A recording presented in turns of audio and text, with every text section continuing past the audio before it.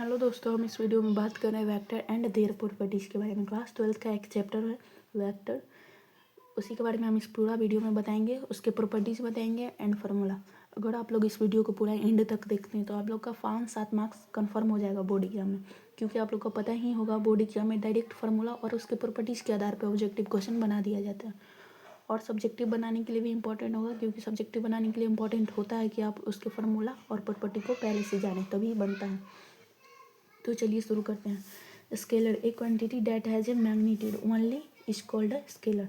जिसमें सिर्फ मैग्नीट्यूड हो, उस क्वांटिटी में सिर्फ मैग्नीट्यूड होगा, वही स्केलर होगा, डायरेक्शन नहीं होना चाहिए। तो एग्जांपल में देख लीजिए, mass, length, time, distance, work, energy, power, etc। Second vector का डेफिनेशन है, vector a quantity that has magnitude as well as direction is called a vector.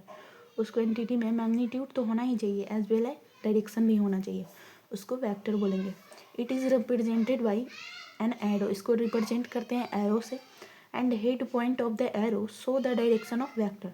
उसका हेड पॉइंट जो एरो होता है वो शो करता है डायरेक्शन को। इसका एग्जांपल देखते हैं, displacement, velocity, acceleration, force etcetera. Displacement में तो मैग्नीट्यूड होता ही होता है, लेकिन इसमें डायरेक्शन भी होता है, वेलोसिटी में भी होता है, ये सब में होता है। Second, magnitude of vector.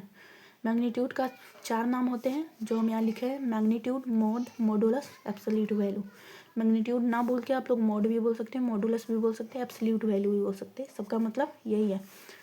तो यहाँ है, मान लेते हैं लेट यानी मान लेते हैं vector A equal to 2i cap plus 3j cap minus 4k cap. तो find magnitude of vector A, इतना दे दिया गया और निकालना है मैग्नीट्यूड ऑफ वेक्टर ए। तो इसका फॉर्मूला होता है, यहाँ लिख दिया गया है मैग्नीट्यूड ऑफ वेक्टर ए। इसका फॉर्मूला होगा root under coefficient of I cap का square plus coefficient of J cap का square plus coefficient of K cap का स्क्वायर। यहाँ नीचे लिख दिए हैं, ये भी रूट अंडर में ही है क्योंकि इधर जगह नहीं था। तो इसी फार्मूला पे हम लोग निकालेंगे vector magnitude of vector A. Root under ये कॉफिशिएंट ऑफ आई कैप का कॉफिशिएंट मतलब इसके बगल में जो आई कैप के बगल में होगा, तो आई कैप के बगल में 2 है, जे कैप के बगल में 3 है और के कैप के बगल में -4 है। तो यहाँ coefficient of I cap square है, तो यहाँ 2 का स्क्वायर, 3 का स्क्वायर और -4 का स्क्वायर। 2 2 जा 4, 3 3 जा 9, 4 4 जा 16। ये सबको ऐड करेंगे तो रूट अंडर 29 आ जाएगा। तो मैग्नीट्यूड ऑफ वेक्टर ए 29 आ गया। ये ऑब्जेक्टिव में निकालने के लिए पूछ देता है, ऐसे ही दे देगा लेट करके, ऐसे ही दे देगा और पूछ देगा magnitude of vector A.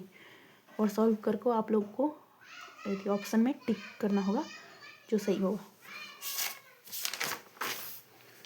Unit vector, unit vector के लिए 3D बनाएंगे, X axis, Y axis, Z axis. यहाँ ओरिजिन होता है, ओरिजिन के पास सबका वैल्यू 0 होता है, एक्स वाई जेड सबका वैल्यू 0, इसलिए 0 0 0।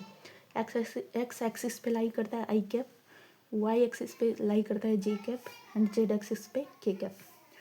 ए vector whose magnitude be unity 1 is called a unit vector. जिसका मैग्नीट्यूड 1 होगा उसको यूनिट वेक्टर बोलते हैं।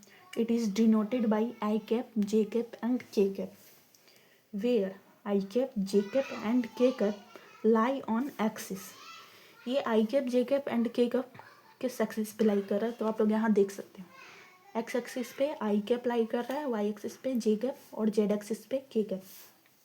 उसी को यहाँ लिख दिया गया है कि I cap, J cap and K cap lie on the axis X axis, Y axis and Z axis respectively. That is magnitude of I cap equal to 1, magnitude of J cap equal to 1, magnitude of K cap equal to 1। सबका magnitude 1 होगा, इसी को unity कहते हैं। ये objective में पूछ देगा और ऑप्शन में दे देता है 1 0 लेस देन 1 ग्रेटर देन, ऐसे करके ऑप्शन दे देगा, तो आप लोग को 1 मानना है। Note unit vector in the direction of vector ए। ये एक फार्मूला है जो सब्जेक्टिव बनाने के लिए भी इम्पोर्टेंट है और ऑब्जेक्टिव में भी कभी कभी पूछ देता है। तो बोल रहे हैं unit vector in the direction of vector A. Unit vector निकालना होगा डायरेक्शन ऑफ वेक्टर ए में, तो इसका फार्मूला हो जाएगा A cap equal to vector A by mod vector A. Scalar component and vector component पूछ रहा है, तो vector R equal to X I cap plus Y J cap plus Z K cap. इसका पूछ रहा है कि स्केलर कंपोनेंट इसमें से कौन होगा और वेक्टर कंपोनेंट कौन होगा। तो स्केलर कंपोनेंट, स्केलर का अभी उधर डेफिनेशन पढ़े जिसमें सिर्फ मैग्नीट्यूड होता है, डायरेक्शन नहीं। तो इसमें हो जाएगा एक्स वाई जेड, ये आई कैप जे कैप के कैप नहीं होगा। वेक्टर कंपोनेंट में ये हो जाएगा, ये पूरा लिखा जाएगा, क्योंकि वेक्टर का डेफिनेशन पढ़े कि मैग्नीट्यूड तो होगा लेकिन एज वेल एज डायरेक्शन भी होगा उसके साथ, तो ये पूरा लिखा जाएगा। ये भी पूछ देता है ऑब्जेक्टिव में, direction ratio and direction cosine, ये तो काफ़ी इंपॉर्टेंट है ऑब्जेक्टिव के लिए। इसको शॉर्ट में डायरेक्शन रेशियो को D R and direction cosine को डी सी बोलते हैं। तो इसको भी देखते हैं। वेक्टर आर इक्वल टू दे दिया गया है A I cap plus B J cap plus C K cap. Find direction ratio and direction cosine. D R मतलब direction ratio and D C मतलब डायरेक्शन कोसाइन। बोर्ड एग्जाम में भी D R D C ही देगा, पूरा नहीं लिखता है। तो डायरेक्शन रेशियो हो जाएगा ए बी सी और डायरेक्शन कोसाइन हो जाएगा ए और नीचे vector magnitude of vector R, फिर B magnitude of vector R और C magnitude of vector are.